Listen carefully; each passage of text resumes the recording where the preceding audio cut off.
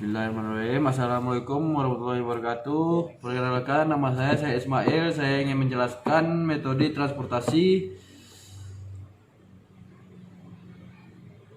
Langsung. Metode transportasi adalah suatu metode yang digunakan untuk mengatur distribusi dari sumber-sumber yang menyediakan produk-produk yang sama di tempat-tempat yang membutuhkan secara optimal. Alokasi produk ini harus diatur sedemikian rupa karena terdapat perbedaan biaya transportasi. Alokasi dari suatu sumber ke beberapa tujuan yang berbeda-beda dan dari beberapa sumber ke suatu tujuan juga berbeda-beda. Langsung saja kita ke contoh kasus. Metode NWCR Northwest Curve Rulers. Contoh kasus, sebuah perusahaan keramik memiliki tiga tempat yang berbeda, yaitu pabrik R, pabrik N, dan pabrik Z. Dengan kapasitas masing-masing 120, 90, 80 ton per bulan. Produk keramik ini dikirim ke tiga lokasi penjualan, yaitu gudang E, F, dan G dengan permintaan masing-masing 80, 140, 170. Ongkos angkut. Langsung baca yang lainnya. Dari lokasi pabrik ke tempat penjualan adalah sebagai berikut. Langsung bawahnya. Tulisan paling bawah baca. Bagaimana perusahaan mengalokasikan pengiriman keramik dari pabrik ke tiga lokasi penjualan agar bayar minimal? Langsung saja kita mulai dari memilih 9 nilai sel biaya, lalu kita pilih nilai yang paling pojok kiri atas, yaitu 50. Kita lingkari. 50 kita lingkari. Lalu kita lihat kapasitas pabrik, yaitu 120, sedangkan kebutuhan gudangnya 80. Untuk gudang E, mungkinkah kita isi 120? Sedangkan kebutuhan E 80, tentu tidak bisa. Berarti kita tuliskan di samping nilai 50 itu 80. Samping sebelah sana, 50 tuh. Oi. Ini. Ah ya. 80.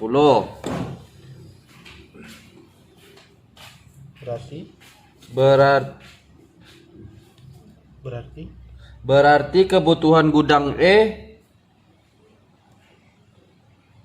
berarti pabrik N dan Z kita kasih tanda strip karena ia tidak mungkin bisa menyumbangkan mendistribusikan barang.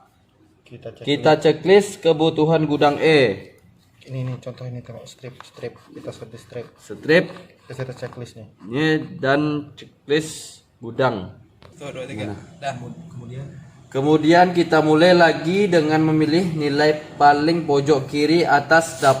Dapatkan nilai 25, 35. Lalu kita lingkari. Mungkinkah kita tulis 120? Sedangkan kapasitas pabrik R sudah dikurangi untuk memenuhi gudang E. Berarti tuliskan nilai di samping biaya itu 40. 40. Berarti kapasitas ke pabrik R sudah habis. Lalu kita checklist 120.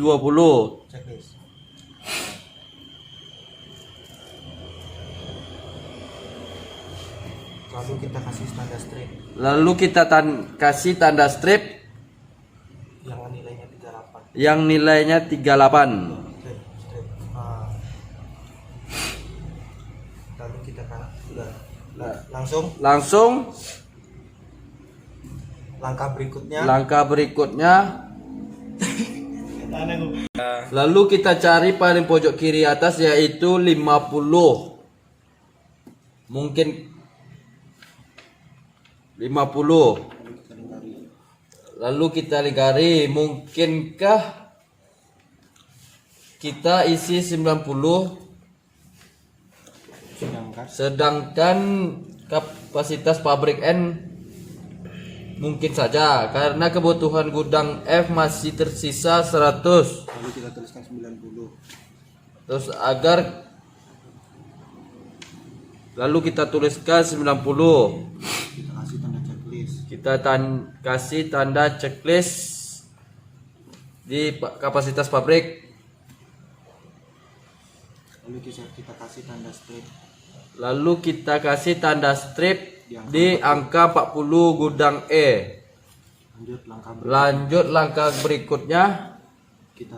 Kita pilih nilai paling pojok kiri atas dapatlah 40. Lalu kita lingkari, mungkinkah kita isi di situ 80. Tentu saja tidak mungkin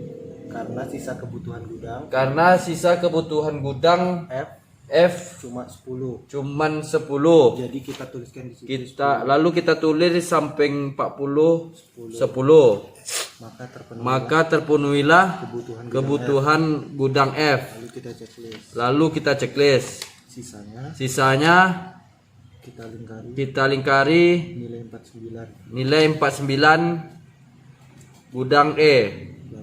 Lalu kita tuliskan di sampingnya nilai 70. Maka terpenuhilah kebutuhan gudang G. Kita checklist. Lalu kita checklist kapasitas pabrik Z. Lanjut kesimpulan.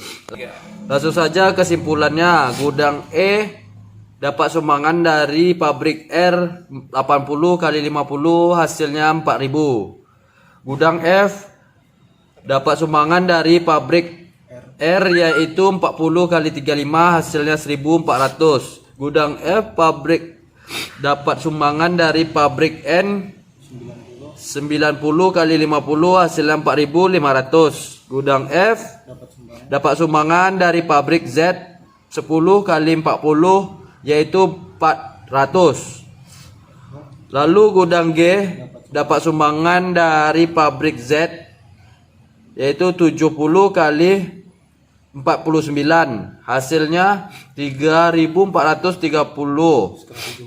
Setelah dijumlahkan totalnya hasilnya 13.730.000 rupiah.